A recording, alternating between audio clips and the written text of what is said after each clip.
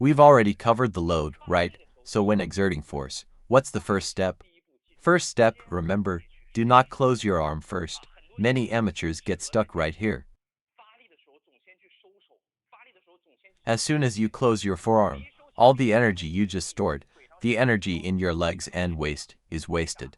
Why? You have to understand. When your waist and legs want to exert force, remember this phrase. You must actively use your waist and legs first, then your hand. What does it mean to close your hand first when turning? Close your hand first, then turn your waist and legs.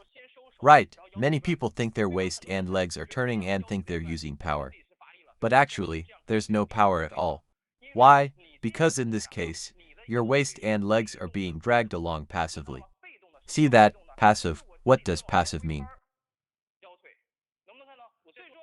So at that moment, your waist and legs appear to move, but actually your arm is driving them. That's called hand-dominated power. Then your waist and legs have no strength, because they aren't actively pushing. They aren't exerting on their own. They're just being turned passively by the force. How can those two areas have any power? If you think about closing, it's wasted. Okay, so what should you do in the first step? Your first step, your thigh must brace into the ground first. What does bracing mean? When you step, brace and then turn. Don't try to push the power out while stepping. Understand? Remember this phrase, exert force in place. For example, when you loop, you should make the weight transfer in place. In place, don't think that when you exert force, you have to push the power outward or step the power out. That will just release the tension. The ball is here, not there, not there. The ball is here when you loop. You loop from here, right? Not from there, not from there. You apply force toward this direction. Understand? So when you loop, when you step on the ground, brace in place. Like this. Then your power, see, the ball is here, you are here. Only when you are here can your power drive forward. Got it? That's the body and leg principle of the forehand loop. You need to rotate from here. You need to fully release the power of your right leg. Once it's released, you'll naturally face forward. Close in, then turn. Close in, turn. Naturally facing forward. Right? Think about slapping. Say the ball is here. Compare your racket to your palm. Think about it. Do you pull like this, or do you plant your feet and slap like this, which hurts more? Right, that slap has the most power. It transfers better to the ball, better transfer. And after you release that power, you naturally face forward. See, turn. Once you turn, you're facing forward. Right, let me demonstrate. I'll show you this loop. Which one gives more power, same effort? This is my loop.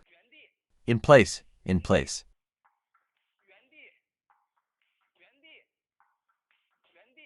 In place again. That's the in place power. Does it seem weak? No, not weak at all. Right, some people say, how do you generate power in place? Let me do two with a leg drive. What is that? Or how about this? Transfer to left leg. Another one to left leg. Can't land it, haha. See that? I'm not pulling badly on purpose. I'm trying hard. Now the 40 ball isn't that spinny, and the ball speed, because the power is greater, it's faster. What matters is the driving force, not this kind of force. What matters is the driving force. Times have changed. Alright, we've covered the body rotation, rotate and exert force. Now step 2, the arm. Right, let's talk about how to use your arm when exerting force. First of all, your arm, how should it apply force? Let me explain. Your arm is already relaxed and open, right? Now watch. When I rotate my body, the more fully I rotate, the fuller the initial forehand frame becomes. What does that mean? Watch. Turn. Turn, my hand doesn't move. Turn, turn, turn, see that? Rotate, rotate. Rotate, rotate, my hand isn't moving. The arm angle hasn't changed, just rotating. Rotate, rotate. See the rotation? What do you see, everyone? When my body rotation is full, my hand naturally moves somewhat. Why? Because the waist and hand are connected. When you play, your waist and hand are linked. As long as your waist turns, your hand will follow. So, why emphasize a full range of motion in the waist and legs? Because you need enough rotation. The more your waist and legs rotate, the less work your hand has to do. Then the power from your waist and legs will be greater. Let's say my swing, my hand might only move this much. The rest is rotation. The rest is full rotation. But what about you? You have to swing this much. How can you not be stiff? I move just a little, just a little. Then rotation completes the motion. What about your motion? It's all arm.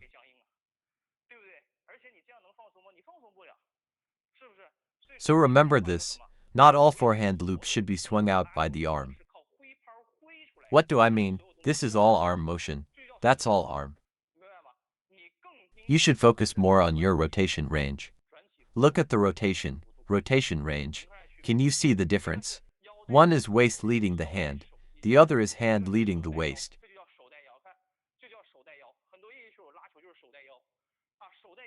When hand leads waist, it's all arm power, and your motion becomes big and stiff. What does waist leading hand do? See, try it yourself. Turn your waist harder, turn harder, turn harder. You'll feel an inertia. What inertia? Turn harder. Turn harder, harder, harder. You'll feel an inertia. What inertia? That's the inertia of the forearm. Understand, everyone, so the essence of the forehand loop is not that you deliberately close the forearm. It's just a small squeeze. Make your rotation full. Second, make your body rotation full. Then you'll naturally have this power. You'll naturally have that grip. You'll naturally have that forearm closing power. No one loops just with their arm. Just turn your waist. No, turn your waist, turn your hips, turn your body, turn your legs. Got it. See, as long as you can get your power here, try it. Keep your hand completely still. That's the principle. That's how you loop. See, one more. What's the backhand principle? General drawing the sword, same idea. Backhand works on the same principle. Forehand, same principle. This is what whip-like power means. That's whip-like power. When you grip the racket, that's the whip. Right? What's inertia? That's inertia. Now let's talk about something else. Sometimes the issue is, it's not enough to just have good technique, you also need to use the ball's energy. What is it? Where to pull the ball? Watch closely. Many players habitually pull like this. See that? Hand out to the side of the body, pulling from this position, especially against backspin. If you pull like that, your loop will be weak. It's all arm. Why? Because your hand is too far from your body. What is the essence of a continuous forehand loop? Fighting against the ball. What does fighting against the ball mean? The harder the ball comes, the harder I push back. Only then can I generate full power. If the ball comes hard and I think he's up, the moment I relax, it's over. Understand, everyone, so no matter what, your body can move forward, backward, that's fine. But the contact point must be at this position on your body, the side front position. Once you let it go, your waist and legs are out.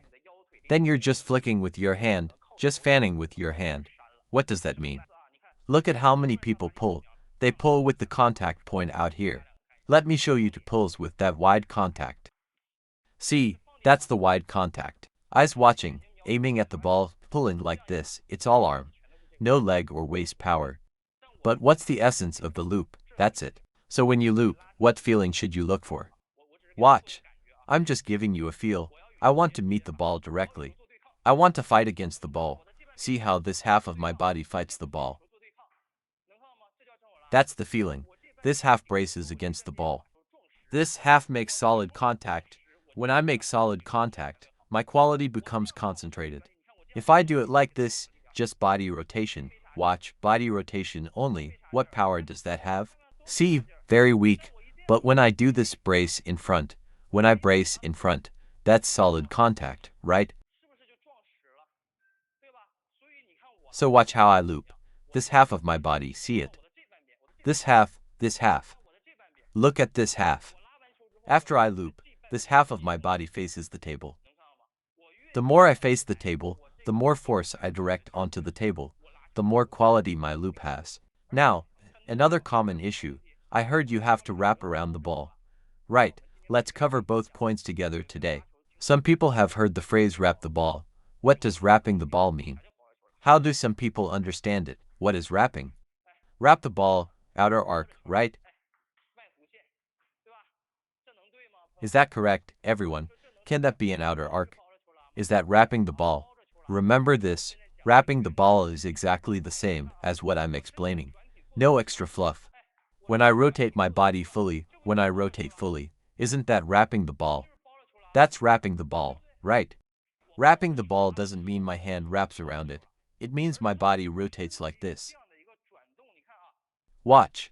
When my body rotates in front of the table, doing this rotation, see if my hand draws a circle. Watch, hand completely still. Then I rotate. I rotate. See the circle, notice it. There's a circle because my body is turning. My body is rotating, right? So the hand doesn't come out straight. The hand also rotates and closes. What does wrapping the ball mean? What's an outer arc? This is the principle, right? Watch me do a few rotation loops. Watch how I exert force. Just rotate. Turn your body toward the table. Body turns toward the table. Don't just swing your hand toward the table. Remember that phrase. How do I check if my loop is correct? I check whether my body has turned fully. When my body is in place, my hand is in place. Not whether my hand has swung far enough, right? Many people do this. They try to swing their hand to the finish. But actually, you need to turn your body into position. As soon as your body turns to the cross-court angle, your hand will naturally arrive at the cross-court angle too. Right, let me show a couple. Very simple. Body turns. Body turns. Body turns.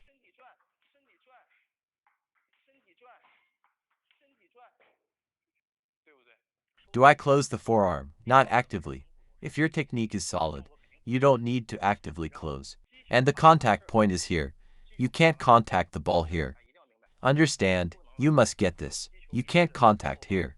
The contact must be from the side and slightly behind. Side behind, hitting the ball solidly from there is fine. Don't try to contact from here. Even if you hit it, it won't work. What about the hand? The hand is actually simple. Once you get this, your hand will come up naturally. Looping against topspin doesn't need much spin. Once you create the right trajectory, spin comes naturally. You don't need to deliberately search for spin. For continuity, just turn to face forward. What does turn forward mean? This. If I want to continue after a loop, I turn forward. When I have a chance, I'll smash loop the ball.